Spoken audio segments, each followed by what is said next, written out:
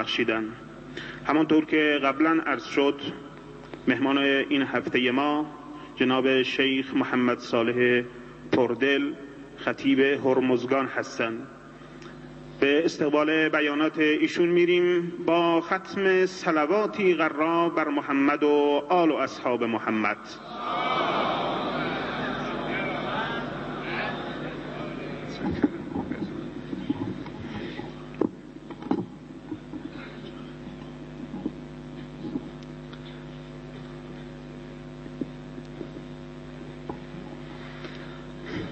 اعوذ بالله من الشیطان الرجیم. بسم الله الرحمن الرحیم.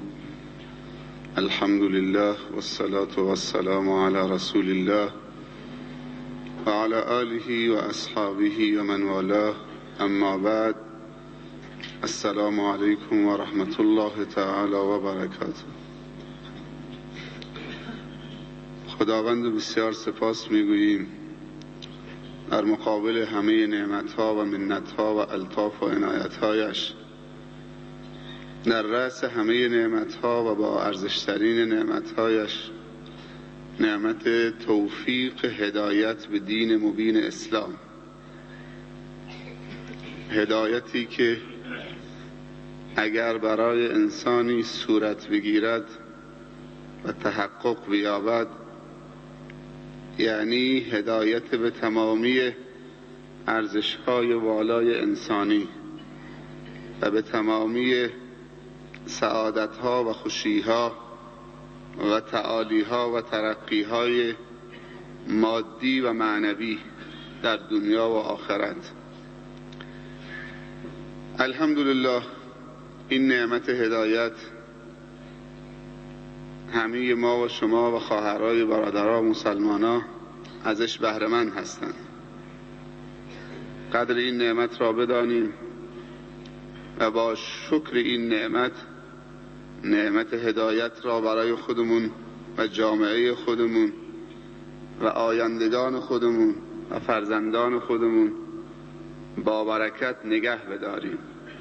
شکر نعمتت افزون کند. لئن شکرتم لازیدنکم.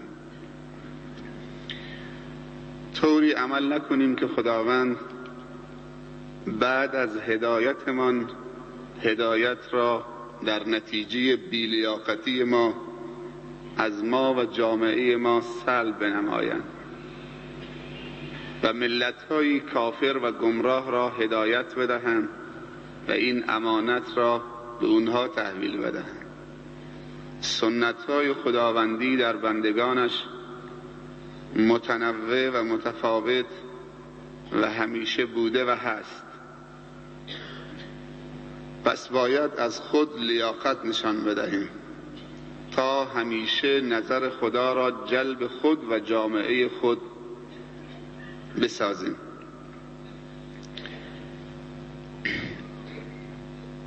جا داره که به همه شما مردم خوب و دیندار این مسجد باشکوه و مردم خوب زاهدان و بلوچستان تبریک و تهنیت عرض بکنم به مناسبت ماه مبارک رمضان که ما در خاتمه این ماه با ارزش قرار داریم. تبریک برای رسیدن به ماه رمضان دیگه تمام شده، چون به ماه مبارک رمضان رسیدیم. تبریک برای بهره برداری از ماه مبارک رمضان. خیلی ها به ماه مبارک رمضان میرسند اما از برکت ماه مبارک رمضان محروم میمانند. پس تبریک واقعی نه برای کسی که رمضان را ملاقات کرده، تبریک واقعی برای کسی که از رمضان استفاده برده، از رمضان بهره برداری معنوی کرده، از رمضان اجر و پاداش اخروی را توشه کرده، اکرام و احترام و احسان در حق رمضان و در حق خود کرده، در این ماه بندگی خدا را کرده، در این راه خدمت به خلق خدا نموده. بزرگان دین و گذشتگان ما 6 ماه قبل از رمضان خود را و درون خود را و توان خود را و استعداد خود را و علاقه خود را آماده می کردند برای استقبال از این مهمان ارزشمند و عزیز خداوندی.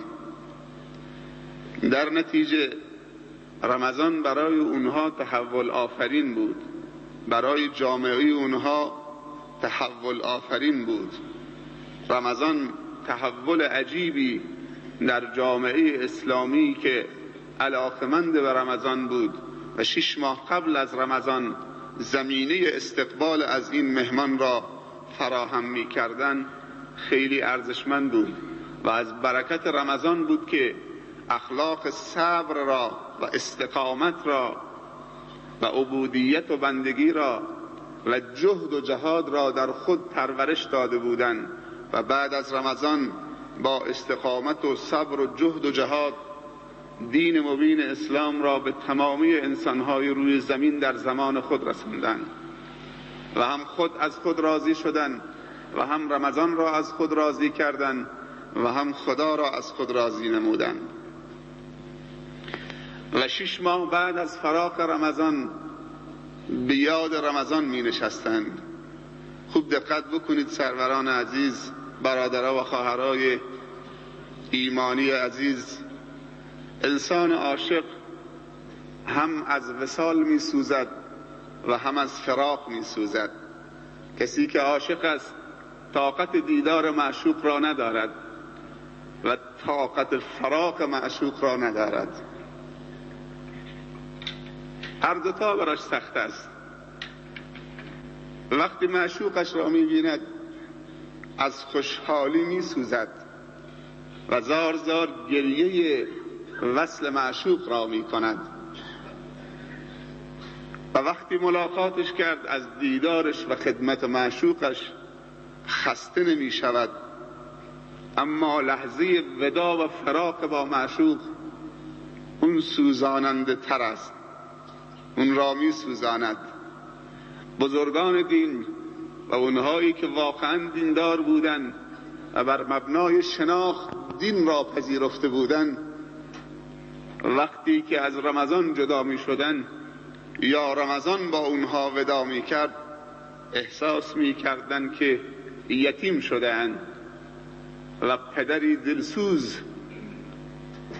از دست دادند.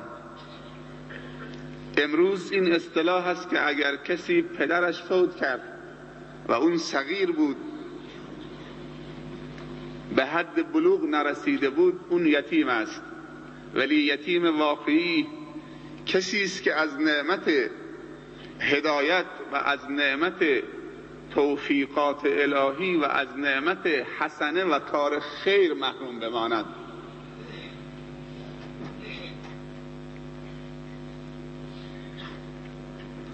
برادرای بزرگوار، ماه مبارک رمضان ماه برکت است. وقتی که رمضان فرا می رسد به همدیگه می گوییم ماه مبارک رمضان بر شما مبارک باد. ماه مبارک رمضان، رمضان ماهی است مبارک، انواع برکت ها در اون نهفته است. اما ماه مبارک رمضان برای چه کسی مبارک است؟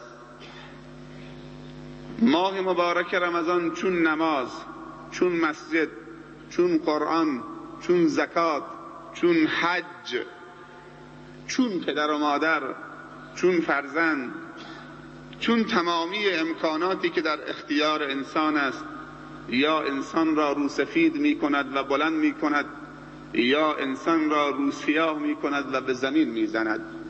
خیلی عجیب است. ماهی که ماه مبارک است و همه می دونیم که ماه مبارک رمضان جز برکت چیزی دیگر در اون نیست، ولی چرا یک عده‌ای در رمضان و با وجود ماه مبارک رمضان بی برکت می شوند؟